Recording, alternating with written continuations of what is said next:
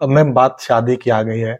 हुँ। ऐसे में आप ज़िम्मेदार पद पे भी हैं और परिवार के बीच में कैसे तालमेल बैठाती हैं? चूँकि एक तरफ आपको पूरे ज़िले की कानून व्यवस्था को सँभालना है, दूसरी तरफ महिला होने के नाते आपको परिवार भी सँभालना है, तो इन दोनों के बीच में कैसे तालमेल बैठाती हैं? अपर्णा रजत कौशिक लाखों हज़ारों महिलाओं की प्रेरणा है।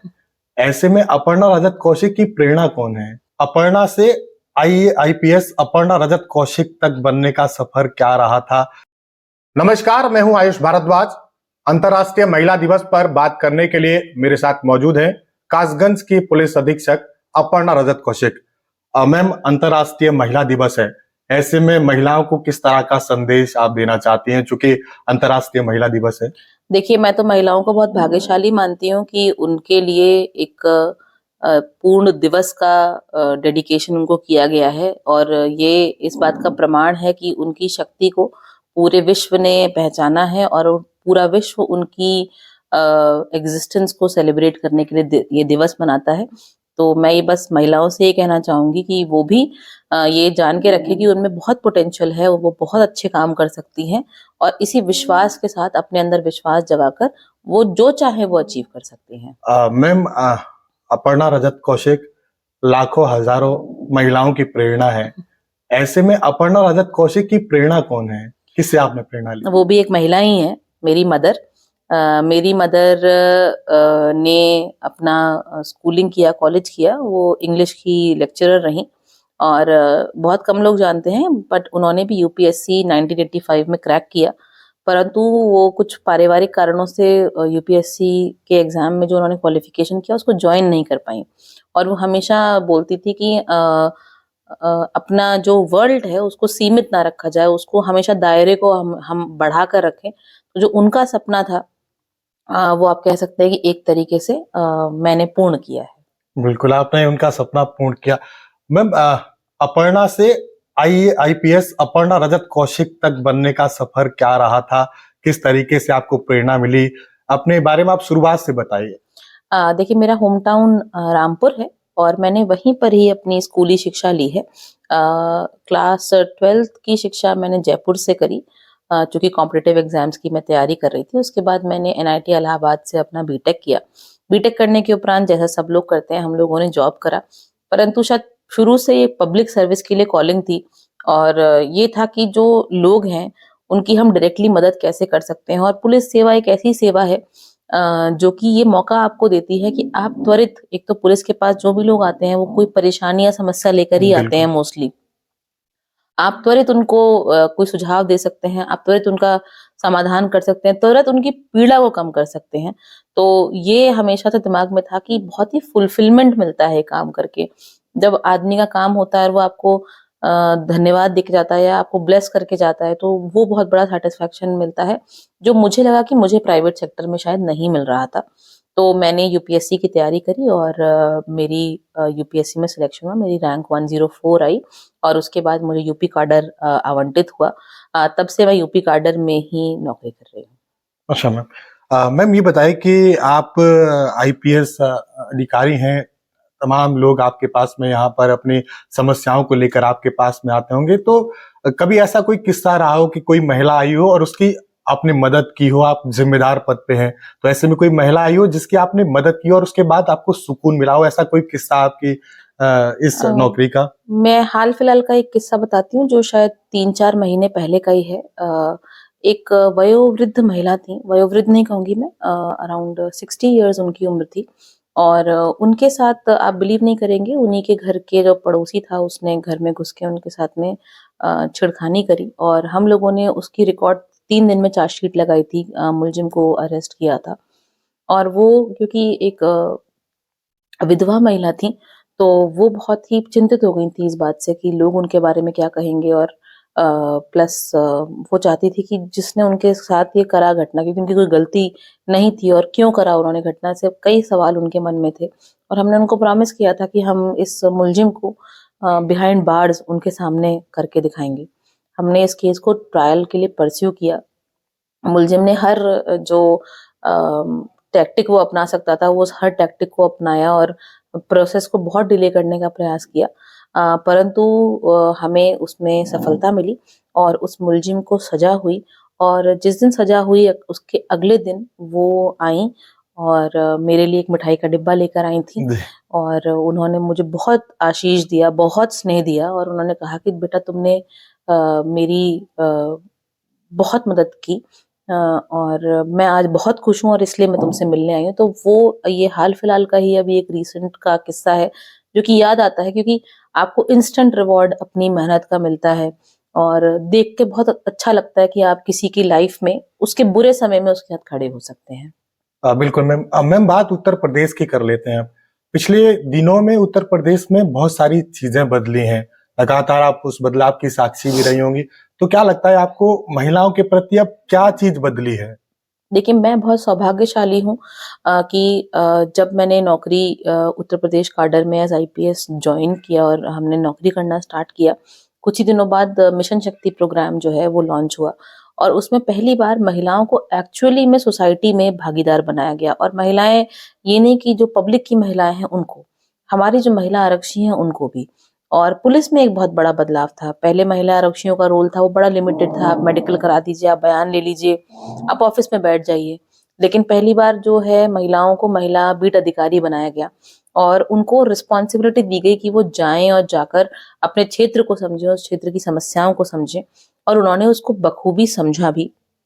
हाँ, इसके साथ-साथ जो बहुत सारी महिलाएँ थीं, जो पहले थाने आने से डरती थी, अपनी कंप्लेंट करने से डरती थी, उनको महिला हेल्प डेस्क का एक बहुत बड़ा सहारा मिला और महिला हेल्प डेस्क पे बहुत सारी महिलाएँ आईं और उन्होंने अपनी छोटी-बड़ी कंप्लेंट जो भी उनकी समस्या थी, उसको बताना शुरू किया। जो हमारी एंटी रोमियो टीम्स थी, बहुत बार ऐसा होता था, हम लोग भी जब छोटे थे तब हम खुद फेस कर चुके हैं कि स्कूल आते-आते अजीब तरीके की छींटाकशी होती थी और बड़ा अनकंफर्टेबल महसूस होता था उससे। एंटी रोमियो टीम की सहायता से आज की बच्ची को पता है कि अगर कोई ऐसा व्यक्ति है भी, पहले तो वो हमारा प्रयास रहता है कि ऐसा कोई व्यक्ति रहे ही ना, परंतु ऐसा कोई व्यक्ति है भी, उसको पता है कि पुलिस उसका बिल्कुल उसको बख्शेगी नहीं और उसको पूर्ण रूप से सज़ा दिलाएगी। तो बच्चियों को आज ये कॉन्फिडेंस है और ये एक बहुत बड़ी हमारा अचीवमेंट है ओवर द इयर्स कि आज की डेट में महिलाओं को पुलिस पर भरोसा हमारा जो है वो धीरे-धीरे बढ़ता ही जा रहा है और हमारा रिश्ता है महिलाओं से वो बहुत प्रगाढ़ होता जा रहा है। मैम कभी आपको लगा कि आपके साथ जेंडर भेदभाव होने की कोशिश कभी हुई हो? देखिए हम एक ऐसी सोसाइटी में रहते हैं जहाँ पे महिलाएं बहुत ज़्यादा बाहर नहीं निकलती हैं और अब ऑफ कोर्स वो सब चीज़ें चेंज हो रही हैं और बहुत बार हम लोगों को जब हम छोटे थे या फिर यहाँ पर भी जैसे कभी-कभी होता है तो हम लोगों को महिला पुलिस अधिकारी बोला जाता है जबकि हम कहते हैं कि भाई हम पुलिस अधिकारी हैं जी। उससे क्या फ़र्क पड़ता है कि हम महिला हैं या नहीं हैं। तो ये छोटी-छोटी चीज़ें हैं परंतु मैं ये भी समझती हूँ कि सोसाइटी को चीज़ें एक्सेप्ट करने में और सब चीज़ें एकदम से नहीं बदलती हैं, उसको चेंज करने में सोसाइटी को टाइम भी लगेगा और ऐसा आपने कहा कि भेदभाव देखिए मेरी मदर ने हमेशा हमको ये कहा कि अगर हम अपने आप को महिला की तरफ सोचेंगे कि हम महिला हैं, तो हम आधी दुनिया देखेंगे और हमें पूरी दुनिया जी। देखने की आवश्यकता है। तो इसलिए अगर कोई भेदभाव हुआ भी तो हमने उसको स्ट्राइड में लिया और हमने ये कहा कि नहीं, हम भेदभाव से ऊपर उठ के जो हमारा पोटेंशियल है हम उसके अनुसार काम करेंगे। बहुत सारे ऐसे लड़के हैं जो हमसे क्लास में पीछे आते थे, तो हमने कभी ये नहीं सोचा कि अरे ये तो लड़का है हमारे से जी। पीछे कैसे आ रहा है। लड़की होती है तो हम सोचते हैं देखो लड़की हमसे कमज़ोर है। तो जब हम फर्स्ट आते थे, जब हम उनके साथ भेदभाव नहीं करते थे, तो हमने कहा कि धीरे-धीरे उनका भी भेदभाव शायद कम हो जाएगा। एक ज़िम्मेदार पद पे आप रहती हैं, तो कभी समय मिला हो, तो महिला सशक्तिकरण के बारे में आपने कभी कुछ किया हो, तो इस बारे में भी जानकारी आप दीजिए? मेरी जब शादी हुई थी तो हम लोगों ने डिसाइड किया था कि जो अन्य खर्चे शादी में होते हैं, हम लोग उस प्रकार का खर्चा नहीं करेंगे और हमने अपनी जो शादी हुई थी उसमें सभी महिला सेल्फ हेल्प ग्रुप जिसको कहते हैं स्वयं सहायता समूह, तो हमारी शादी एक तरीके से आप कहें कि सारी शादी महिला समूहों ने ही कराई थी। खाना बनाने से लेकर, गिफ्ट पैकिंग से लेकर मेकअप कराने से लेकर गाना बजाना कराने से लेकर ये सारा महिला स्वयं सहायता समूह ने किया था और मुझे बहुत खुशी होती है बताते हुए कि आज वो महिला सहायता समूह इतना बढ़ गया है कि उन्होंने अपनी एक रजिस्टर्ड प्राइवेट लिमिटेड कंपनी बनाई है और वो पहाड़ी उत्पाद जो होते हैं उसकी बहुत ही ब्यूटीफुल मार्केटिंग करती हैं। अगर मार्केटिंग करते हैं, उनकी एक ब्रांड भी है नमक वाली के नाम से, और वो एक बहुत पॉपुलर ब्रांड है। अगर आप गूगल करेंगे अब, तो ओवर द इयर्स जो एक प्रोसेस ये स्टार्ट हुआ, तो अब ये बहुत बड़ा प्रोसेस बन गया है। और अब वो महिलाएं कल्चरल प्रोग्राम्स से लेकर जितने भी अपने उनके टैलेंट्स हैं उनको बहुत अच्छे से शोकेस कर रही हैं। अब मैम बात शादी की आ गई है, ऐसे में आप जिम्मेदार पद पे भी हैं और परिवार के बीच में कैसे तालमेल बैठाती हैं, क्योंकि एक तरफ आपको पूरे जिले की कानून व्यवस्था को संभालना है, दूसरी तरफ महिला होने के नाते आपको परिवार भी संभालना है, तो इन दोनों के बीच में कैसे तालमेल बैठाती हैं आप? देखिए, अगर मैं कहूँ कि महिला है तो हमारे लिए इजी है। पुरुषों के कंपैरिजन में हमारे लिए एक जगह एक ऐसी है जहाँ पे थोड़ा सा डिफिकल्टी इसलिए आती है क्योंकि हम लोगों की जिम्मेदारियां, आप अगर अपनी माँ को देखेंगे तो शायद सबसे पहले वो उठती हैं और सबसे लास्ट में वो सोती हैं। बिल्कुल। तो हमारी जिम्मेदारियां बहुत ज्यादा होती हैं।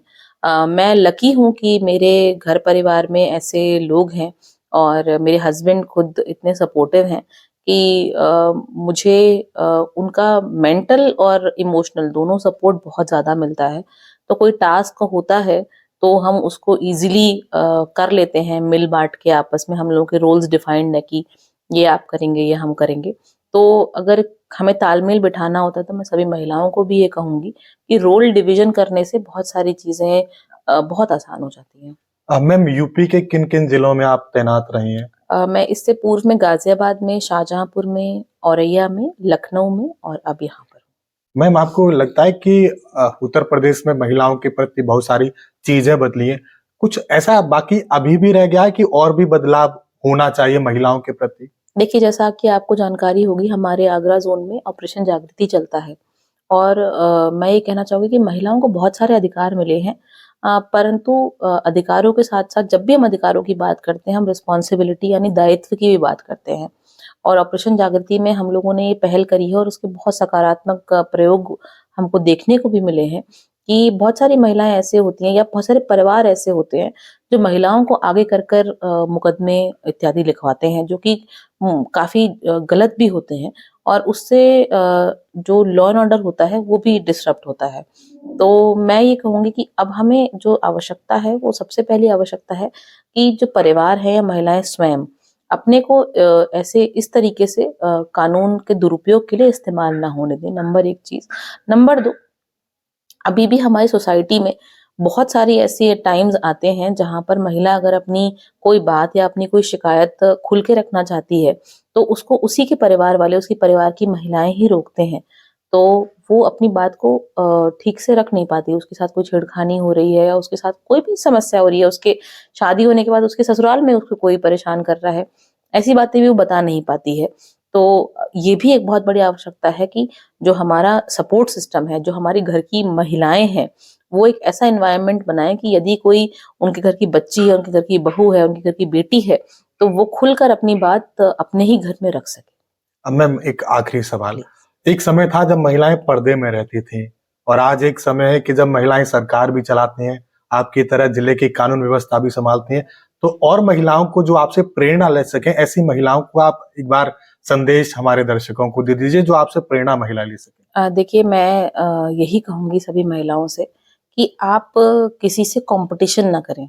और हम पुरुषों से बराबरी करने के लिए नहीं पैदा हुए हैं, हम पुरुषों के साथ कंधे से कंधा मिलाकर चलने के लिए हैं, और पुरुष भी हमारे साथ कंधे से कंधा मिलाकर चलते हैं। तो हम, हमारा जो टैलेंट है, यदि हम किसी भी चीज में निपुण हैं, उसको जरूर हम डेवलप करें, उसको हमेशा प्रैक्टिस में रखें। और दूसरा, जो इकोनॉमी होती है कहीं पर भी, तो मैं हमेशा महिलाओं को बोलती हूँ कि उनको फाइनेंशियली इंडिपेंडेंट होने की जरूर आवश्यकता है। अपनी फिजिकल रिस्पॉन्सिबिलिटी समझने की आवश्यकता है। मतलब अपने घर के जो पैसा है या खुद का पैसा है, उसको कहाँ लगाना है, वो कहाँ नहीं लगाना चाहती, अपने लिए उनको सेव करके रखना है। क्योंकि जब महिला फिजिकली इंडिपेंडेंट होती है, फाइनेंशियली इंडिपेंडेंट होती है, तो वो सर्कमस्टांस या घर में उसके साथ कुछ गलत हो रहा है तो वो इस बात के बारे में नहीं सोचती है कि अब उसको उसके पास कोई पैसा नहीं है तो वो निर्णय ना ले पाए। तो मैं हमेशा महिला से ये कहूंगी कि आप अपने बच्चियों को पढ़ाएं, लिखाएं, ये बहुत ज़रूरी है। ज़रूरी नहीं है कि वो शादी के बाद नौकरी करे, उसके लिए पढ़ना लिखना ज़रूरी है, परंतु लाइफ में सही डिसीज़न लेने के लिए भी पढ़ाना लिखाना बहुत ज़रूरी है। वो कहीं धोखा ना खाए और अपने पैरों पे जब उसको ज़रूरत हो वो खड़ी भी हो पाए, ये इसके लिए बहुत ज़रूरी है। तो मैं महिलाओं से कहूँगी कि शिक्षित करना बहुत ज़रूरी है। दूसरा, अपनी घर की बच्चियों और बेटियों के साथ हमेशा खड़े रहें, क्योंकि उनके स्ट्रगल्स बहुत अलग हैं और वो सारे स्ट्रगल शायद आपसे शेयर ना कर पाएँ।